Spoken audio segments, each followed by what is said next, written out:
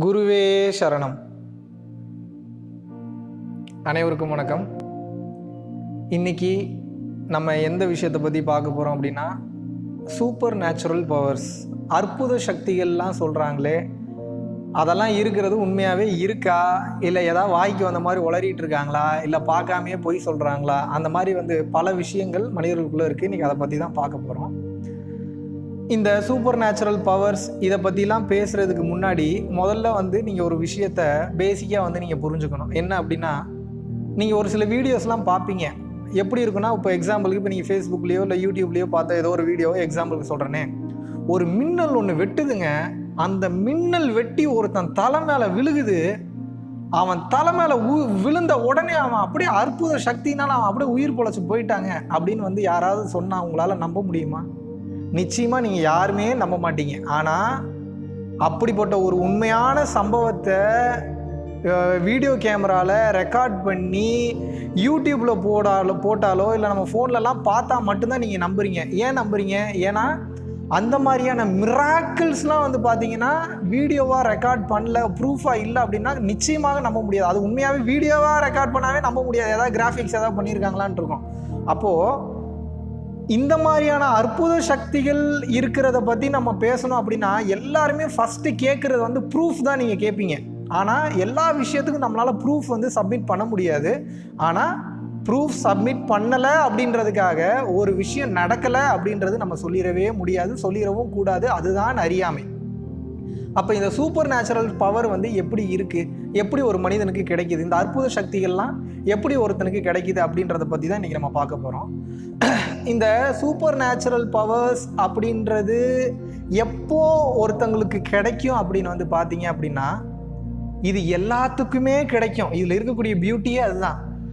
எல்லா சராசரி மனிதனுக்குள்ளும், இந்த உலகத்தில், இந்த பிரபஞ்சத்தில் பிறந்த ஒவ்வொரு மனிதனுக்குள்ளும் அந்த அற்புத சக்தி அப்படின்றது இன்பில்ட்டாகவே கொடுக்கப்பட்டிருக்கு. அது இன்பார்னாகவே உங்களுக்கு வந்திருக்கு. ஆனால் நீங்கள் என்ன பண்ணுறீங்க அப்படின்னா, அது உங்களுக்குள்ளே இருக்குது, எனக்குள்ளேயும் இருக்குது, உங்கள் குழந்தைங்களுக்குள்ளேயும் இருக்குது, உங்களோட ரிலேட்டிவ்ஸ்குள்ளேயும் இருக்குது, எல்லாத்துக்குள்ளேயும் இருக்குது. ஆனால் நம்ம அதோட பொட்டென்ஷியலை இன்னும் நம்ம கிரகிக்கலை, நமக்கு இன்னும் தெரியலை. எப்படி அது நமக்குள்ளே இருக்குது அப்படின்னு நான் உங்களுக்கு சொல்கிறேன் ஒரு சின்ன எக்ஸாம்பிளோட. இப்போது நம்ம ஒரு பொருளை நம்ம நகர்த்துறோம் அப்படின்னு வச்சுக்கோங்க. அதுக்கு நமக்கு என்ன தேவை? ஒரு சக்தி தேவை, ஒரு எனர்ஜி தேவை. இப்போது ஒரு பொருளை நான் வெயிட்டான பொருளை நகர்த்தணும் அப்படின்னா அவனுக்கு போதுமான சக்தி இல்லைங்க அப்படின்னு தான் சொல்லுவாங்க. அந்த பொருளை நகர்த்த முடியலன்னா அப்போது அதுக்குண்டான அந்த எனர்ஜி தேவை.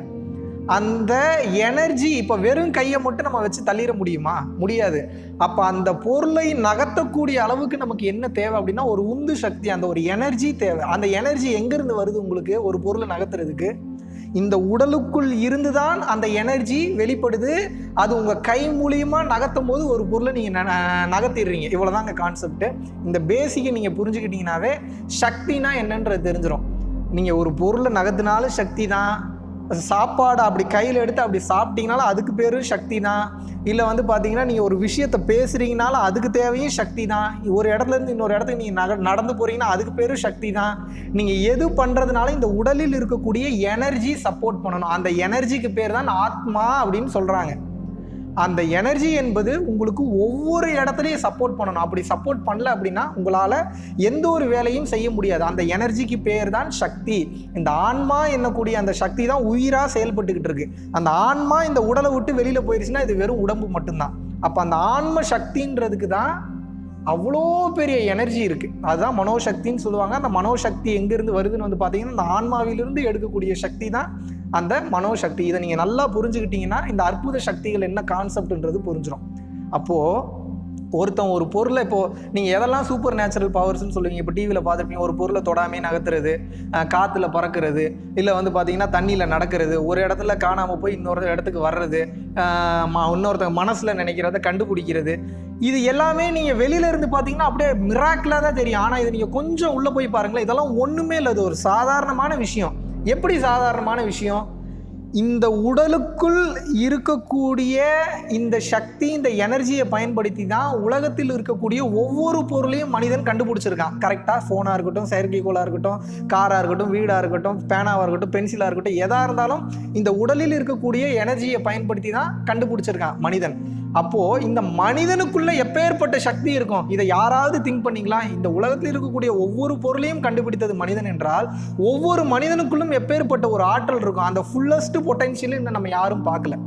அப்போது அந்த பொட்டென்ஷியலை எப்படி பார்க்கறது அப்படின்றதுக்கு நமக்கு கொடுக்கக்கூடிய பயிற்சிகள் தான் இந்த தியானம் என்னக்கூடிய இந்த பயிற்சிகள், ஆழ்மன தியானம் என்னக்கூடிய பயிற்சிகள், மனதை ஒருமுகப்படுத்துவதற்கான பயிற்சிகள், மனதை புரிந்து கொள்வதற்கான பயிற்சிகள். ஸோ நம்ம மேஜிக் பவர்ஸ் அடைகிறதுக்கு தான் இந்த பயிற்சிகள்லாம் பண்ணுறோமான்னு கேட்டால் அதுக்காக நம்ம பண்ணலை. நம்மளோட ஒரிஜினலான பொட்டென்ஷியல் என்னன்றது தெரியும் போது இந்த வாழ்க்கையோட நோக்கம் என்னன்றது புரியும். இந்த வாழ்க்கையோட நோக்கம் என்றது என்னன்னு புரியும் போது இறைவன் யாருன்னு நீங்கள் யாருன்றது உங்களுக்கு புரிஞ்சிடும். ஒரு கட்டத்துக்கு மேலே நீங்கள் தான் இறைவன்றது உங்களுக்கு புரிஞ்சிடும். நான் சொல்லும் போது பிரம்மாண்டமாக இருக்கும், அப்படி கிடையாது. உங்களுக்குள்ளே இயங்கிட்டு இருக்கக்கூடிய அந்த ஆற்றல், அந்த சக்தி இறை சக்தி தான், அதில் மாற்று கருத்தே கிடையாது. இதை நீங்கள் நல்லா புரிஞ்சுக்கணும்.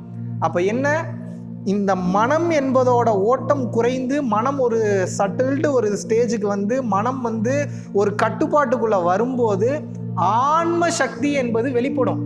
அது அப்படியே கோர தாண்டவம் ஆடும். அந்த தாண்டவம் ஆடும்போது தான் அந்த மின்காந்த அலைகள் உங்களை சுற்றி இருக்கக்கூடிய அந்த எனர்ஜி வேவ்ஸை இழுக்கும் போது அது உங்களுக்குள்ள பல மாற்றங்களை இந்த உடலுக்குள் செய்யும்போது அந்த வசியம் பண்ணுறது, மற்றவங்களை கண்ணால் பார்த்தோன்னே அந்த வசியம் ஆகிறது, மற்றவங்க மனசில் நினைக்கிறத கண்டுபிடிக்கிறது, காற்றுல பறக்கிறது, ஒவ்வொரு பொருள்களுக்குள்ளேயும் தொடர்பு கொள்வது, உட்கார்ந்த இடத்துல இருந்தே வந்து இன்னொருத்தங்கிட்ட பேசுறது, இது எல்லாமே வந்து எப்படின்னா உங்கள் உடம்புக்குள்ளே இருக்கக்கூடிய ஆட்டம்ஸோட சேர்க்கையும் மற்ற பொருள்களுக்குள்ளே இருக்கக்கூடிய ஆட்டம்ஸோட சேர்க்கை கூடயும் உங்களுக்கு கனெக்ஷன் வந்துடும். இந்த புரிதல்லாம் எப்போ வரும்னா இந்த மனதோட ஓட்டம் அடங்கி ஆன்ம சக்தி வெளிப்படும் போது மட்டும்தான் அந்த கனெக்டிவிட்டின்றது கிடைக்கும். அந்த ஆண்டனா ஓப்பன் ஆயிடுச்சு உங்களுக்கு, உடம்புக்கும் மற்ற பொருள்களுக்கும் இந்த பிரபஞ்சத்துக்கு ஓப்பன் ஆயிடுச்சுன்னா இந்த மொத்த ரகசியமும் தெரிஞ்சு இதற்கு பேர் தான் பிரபஞ்ச ரகசியம்ன்றாங்க. ஸோ உங்களுக்குள்ளேயே அந்த அற்புத சக்திகள் இருக்குது, நீங்கள் உபயோகப்படுத்தலாம். ஆனால் உடனே நீங்கள் நினச்சிங்கன்னா அது உபயோகப்படுத்த முடியாது. ஏன் அப்படின்னா, எப்படி ஒரு சாப்பாடு நீங்கள் சமைச்சு சாப்பாடு ரெடியாகி நீங்கள் சாப்பிட்ணுன்னா அதுக்குண்டான சூழ்நிலை முதல்ல வந்து ஸ்டவ் ஆன் பண்ணணும், குக்கரை வைக்கணும், அரிசியை போடணும், தண்ணி ஊற்றணும், அதுக்குண்டான ஹீட் பண்ணி அதுக்கப்புறம் தான் அது சோறாக மாறும். அப்போது ஒரு சாப்பாட்டுக்கே இவ்வளோ ப்ராசஸ் தேவைப்படுது, அதுக்குண்டான சூழ்நிலை தேவைப்படுது அப்படின்னா இந்த உடலுக்குள்ளே இருக்கக்கூடிய அந்த அபரிமிதமான சக்தி உங்களுக்குள்ளே இருக்குது. அதை நீங்கள் உணரணும் அப்படின்னா நிச்சயமாக அதற்குண்டான சூழ்நிலைக்கு உங்களை நீங்கள் மாற்றிக்கணும். அதற்காக கொடுக்கப்படும் பயிற்சிகள் ஏகப்பட்ட பயிற்சிகள் இருக்குது, அதில் ஏகப்பட்ட பயிற்சி முறைகள் இருக்குது. அதை நீங்கள் கவனித்து பண்ணணும். இதைத்தான் நம்ம சித்தர்கள் கண்டுபிடிச்சாங்க, மேஜிக்காக பயன்படுத்தினாங்க, அஷ்டமா சித்துக்களாக கைகூடிச்சு. இப்போ ரீசெண்டாக வாழக்கூடிய பல சராசரி மனிதர்களுக்கு இந்த சித்திகள், அஷ்ட கர்ம சித்திகள்ன்றதும் அஷ்டமா சித்துகள்ன்றதும் கைகூடி பல நபர்கள், பல மனிதர்கள், பல சக்தி ஓட்டங்கள், பல சக்தி நிலைகளில் இருக்காங்க. ஆனால் அவங்க யாருக்குமே இந்த உலகத்து மேலே ஒரு பெரிய ஈடுபாடே இருக்காது. ஏன்னா மன ஓட்டம் குறையிறப்ப தான் அந்த சக்தி அப்படின்றது அதிகமாகும். அந்த மன ஓட்டம் குறையும் போது இந்த உலகத்தின் மேலே இருக்கக்கூடிய பற்றுக்கள்லாம் நீங்கிரும். உண்மையை நோக்கி மட்டும்தான் உங்களோட பிரயாணம் இருக்கும். ஸோ இதுதான் இந்த சூப்பர் நேச்சுரல் பவர்ஸில் இந்த அற்புத சக்திகள் இருக்கக்கூடிய மிக சிறந்த, மிக அற்புதமான ஒரு உண்மை.